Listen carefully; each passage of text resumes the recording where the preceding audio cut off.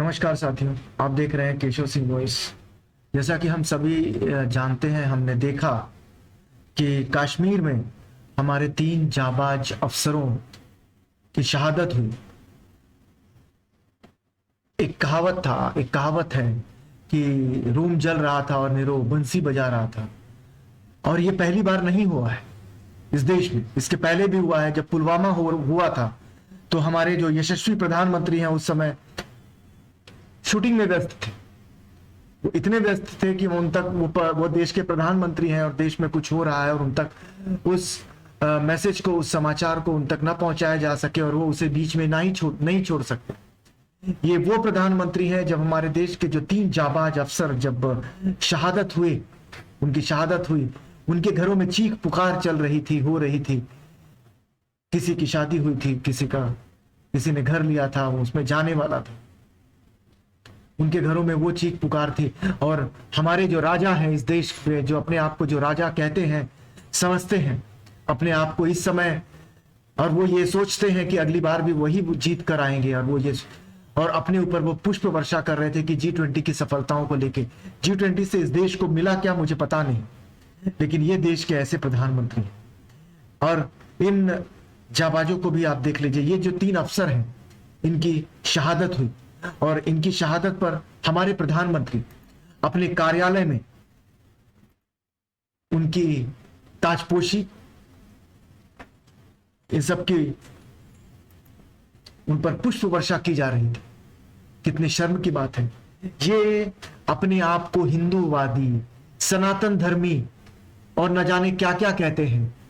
इस देश के अगर इनके विचारों से कोई सहमत नहीं हो तो वो देशद्रोही भी हो जाता है। उन्हें देशद्रोही कहने से भी ये गुरेज नहीं करते।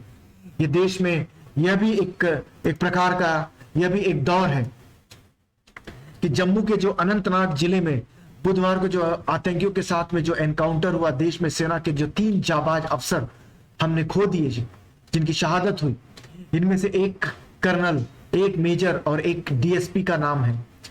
सुरक्षा बलों को कोकेरनाग इलाके में जवानों पर हमले की साजिश करता आतंकवादियों के छिपे होने की जानकारी मिली थी। एक टीम जो थी मौके पर पहुंची, घेराबंदी कर दी। इस बीच दोनों तरफ से जो फायरिंग शुरू हो गई और सेना के राष्ट्रीय राइफल्स यूनिट के commander officer colonel Manpreet Singh, एक company commander major Ashish Dhonchak और एक जम्मू कश्मीर पुलिस के डीएसपी हुमायूं भट्ट की जान चली गई।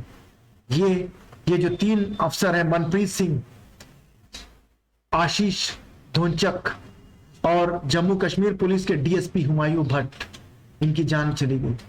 जानकारी के मुताबिक सेना के जो विश्वस्त खुफिया सूत्रों से आतंकवादियों के मूवमेंट की जानकारी मिली थी, जिसके आधार पर यह घेराबंदी की गई थी। फुल प्रूफ प्लान बनाया गया था। इलाके में सेना के अधिकारियों के नेतृत्व में जवान आगे बढ़ रहे थे।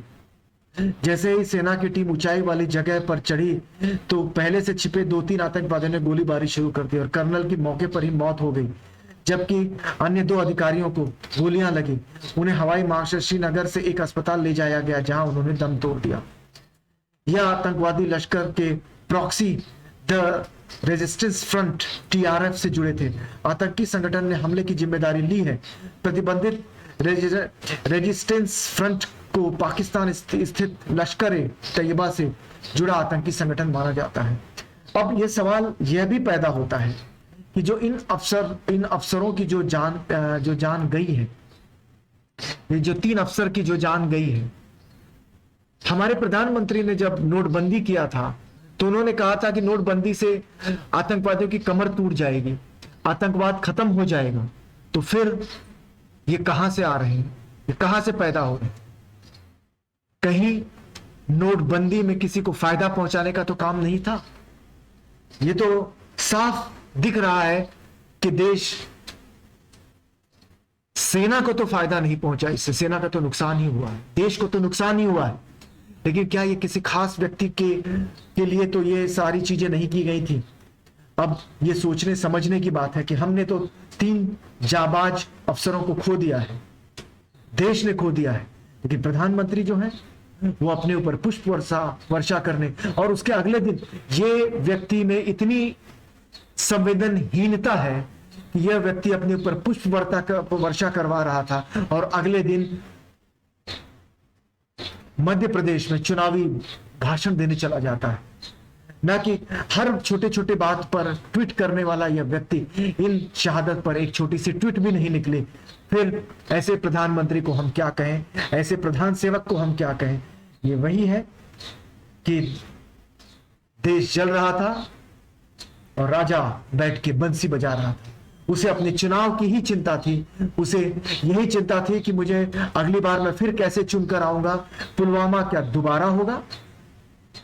देखते हैं, समझते रहिए, क्योंकि आने वाले समय में हिंदू मुस्लिम तो बहुत होने वाले हैं और इस तरह की कई घटनाएं भी होंगी, क्योंकि यहीं से ध्रुवीकरण होगा, यहीं से हिंदुत्व की जो हिंदुत्व जो है वो जागेगा। सनातन तो चल ही रहा है, सनातन पर भी एक अलग से वीडियो बनाऊंगा राम भद्राचार्य जी के ऊपर।